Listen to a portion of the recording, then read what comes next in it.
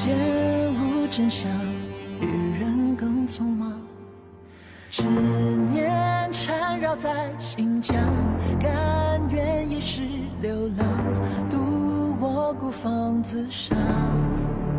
Halo para mamang-mamangku di seluruh Nusantara. Di chapter 7 sebelumnya kita telah melihat Wukong akan menghancurkan alam baka demi dirinya bisa bernegosiasi dengan Raja Alam Baka. Dan tanpa basa-basi lagi, langsung kita gas aja ke chapter 8.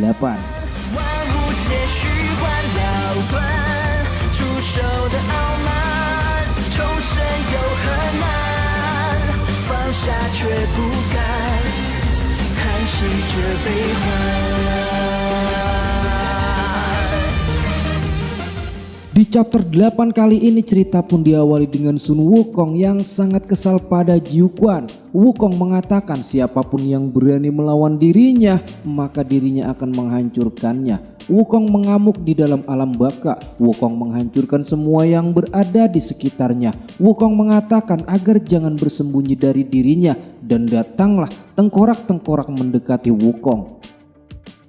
Wukong mengatakan bahwa para tengkorak itu hanyalah sampah baginya dan dirinya tidak punya waktu untuk bermain dengan para tengkorak itu karena Wukong harus cepat untuk menghidupkan adik-adiknya yang telah mati. Wukong berteriak dengan keras sehingga para tengkorak itu pun hancur.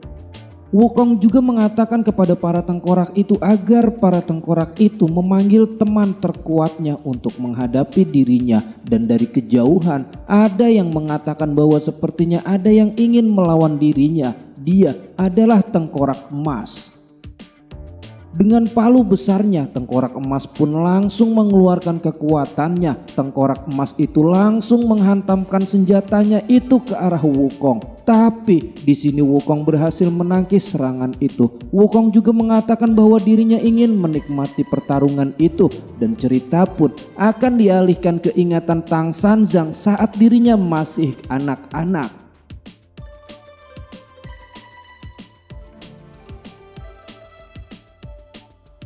Tang Sanzang mengatakan bahwa dirinya masih belum mengerti tentang segala sesuatu di dunia yang memiliki sebab dan akibat. Tang Sanzang juga mengatakan kepada wanita itu, mungkinkah jika dirinya minum, makan dan memakai sendal, maka semuanya ada sebab dan akibat? Wanita itu mengatakan bahwa sesuatu yang lahir dari sebab pasti akan ada akibatnya. Apakah ini mungkin? Sahut Tang Sanzang. Dan wanita itu menunjukkan beberapa contoh kepada Guru Tang. Wanita itu mengatakan jika kursimu patah dan apakah kau marah? Atau seseorang telah memecahkan gelas, apakah itu juga sebab dan akibat? Wanita itu terus bercerita kepada Tang Sanzang hingga Tang Sanzang pun tumbuh dewasa. Guru Tang tidak tahu apa yang telah terjadi dengan hal yang dialaminya. Setelah bercerita tentang pengetahuan, wanita itu bercerita tentang pengalamannya. Wanita itu mengatakan bahwa dirinya telah mengalami banyak hal daripada Tang Sanzang. Kebijaksanaan adalah akumulasi pengalaman dan tindakan yang telah diambilnya. Pada kebahagiaan atau kesedihan, keserakahan, perjuangan cinta, menghadapi sifat manusia dari waktu ke waktu, setiap kepedihan itu adalah pelatihan. Dirinya telah menyaksikan banyak hal, mulai dari kelahiran, tangisan pertama seorang anak, menyaksikan malam perpisahan romantis, menyaksikan nostalgia penampakan cahaya bintang terakhir, melihat seorang anak yang berbakti kepada ibunya, bekerja tanpa lelah dan sebagainya. Tapi ada juga momen sedih dan menyakitkan. Peperangan antar kelompok yang menewaskan banyak orang, peperangan yang menyebabkan banyak korban bagi umat manusia. Dirinya juga menyaksikan pemenggalan manusia, tubuh yang lemah, perbedaan kekuatan yang tidak seimbang. Mereka melakukannya tanpa perasaan dan makna. Wanita itu sudah menyaksikan banyak hal. Meski dirinya hanya seorang pengamat, jika saja Tang Sanzang mengalami semua itu, pasti Tang Sanzang juga akan bertanya-tanya mengapa itu semua terjadi. Karena kejadian yang disaksikannya itu membuat wanita itu terus berpikir. Lebih banyak pengalaman yang pahit dalam hidupnya. Pengalaman itu hanya menambah kesedihan untuk dirinya. Setelah mendengarkan cerita dari wanita itu, Tang Sanzang pun mengerti apa yang dirasakan oleh wanita itu selama ini. Tang Sanzang mencoba untuk merangkul wanita itu. Tang Sanjang juga mengatakan bahwa dirinya ingin menghiburnya. Tapi Tang Sanjang menarik lagi tangannya karena kata-katanya masih kurang tepat. Wanita itu menyebut nama Tang Sanjang, membuat Tang Sanjang menjadi sedikit bingung dan wanita itu pun hilang entah kemana. Wanita itu hanya meninggalkan bekas tumpukan batu di tanah. Guru Tang mengatakan bahwa wanita itu kini telah pergi. Kini tinggallah Tang Sanjang seorang diri dan ditemani para kumbang. Bunga telah bermekaran di sekelilingnya. Dirinya tidak tahu apa ini sebab atau akibat. Tapi cinta dan kebaikan yang besar telah memberinya pengetahuan yang bermakna. Semuanya tumbuh perlahan dan mekar di dalam hatinya. Dan kita pun akan dialihkan lagi ke alam baka. Wukong telah dipukul oleh tengkorak emas hingga tanah yang diinjaknya pun hancur karena tekanan yang keras dari tengkorak emas itu. Tapi itu tidak sedikit pun membuat Wukong gentar. Malahan Wukong benar-benar merasakan senang. Wukong mengatakan kepada tengkorak emas itu jika dirinya bisa membuat tengkorak emas itu menjadi tulang yang busuk. Jika itu terjadi, Wukong mengatakan agar jangan menyalahkan dirinya. Mendengar perkataan dari Wukong, tengkorak emas benar-benar sangat kesal karena menurutnya perkataan Wukong sungguh lancang. Wukong telah berani meremehkan dirinya di dunia bawah. Tengkorak emas terus menekan senjatanya ke tongkat Wukong. Tengkorak emas merubah senjatanya menjadi banyak untuk menghabisi Wukong. Tapi Wukong pun tidak kehabisan akal untuk bertarung. Wukong langsung memutar-mutar tongkat saktinya untuk menangkis semua serangan dari tengkorak emas. Tengkorak emas telah memuji keterampilan yang dimiliki oleh Wukong. Tapi meskipun begitu, tengkorak emas mengatakan bahwa Wukong lebih pantas mati di tangannya. Wukong mengatakan bahwa tengkorak emas itu sungguh naif. Wukong juga menanyakan kepada tengkorak emas itu, apakah tengkorak emas itu hanya memiliki tulang tanpa daging. Tengkorak emas itu mengatakan bahwa Jiu Quan telah mengetahui latar belakang Wukong dan juga kemampuannya. Tapi Wukong tidak peduli dengan apa yang dikatakan oleh tengkorak emas itu. Sambil menangkis semua serangan dari tengkorak emas itu, Wukong pun melompat dan langsung menyundul tubuh tengkorak emas itu. Wukong mengatakan walaupun kemampuan dirinya telah diketahui oleh orang lain, tapi itu semua tidak berguna. Tapi saat sundulan itu telah mengenai tengkorak emas, Wukong merasakan sedikit bingung karena sundulan raja keras sama sekali tidak membuat tengkorak emas itu terluka. Tengkorak emas itu pun tertawa. Wukong mengatakan, apakah kau benar-benar tahu tentang diriku? Tengkorak emas itu mengatakan agar Wukong jangan bermimpi untuk bisa mengalahkan dirinya. Tengkorak emas itu juga mengatakan bahwa dirinya adalah musuh alami Wukong. Dan tengkorak emas itu pun langsung menghantamkan senjatanya ke kepala Wukong. Dan langsung kita gas aja ke chapter 9 ya. Karena menurut saya chapter di cerita mimpi Tang Sanjang ini banyak yang pendek. Jadi saya berharap kalian enggak berkomentar yang aneh-aneh karena durasinya sedikit panjang. Oke, next, setelah kepala Wukong dihajar oleh tengkorak emas, Wukong pun terpental hingga membuat tembok pun jebol karena kerasnya pukulan itu. Tengkorak emas mengatakan, hai Raja Kera, mengapa kau ikut campur dalam urusan alam baka? Apakah kekuatanmu cukup untuk mengalahkan penguasa alam baka? Wukong pun langsung melompat dan akan menghajar tengkorak emas. Wukong juga mengatakan biarkan tongkatnya yang akan menjawab pertanyaan dari tengkorak emas itu.